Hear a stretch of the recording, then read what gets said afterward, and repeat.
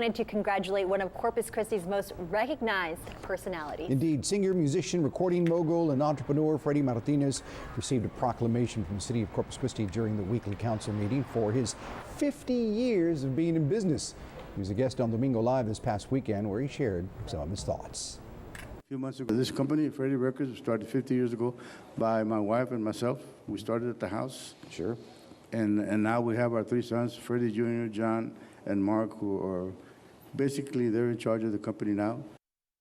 The Grammy Award-winning Corpus Christi resident says that he devotes most of his time to producing music in the studio and helping young artists achieve their dreams. Very cool. Passing the torch, and right? Still going strong. Love it. Indeed. Love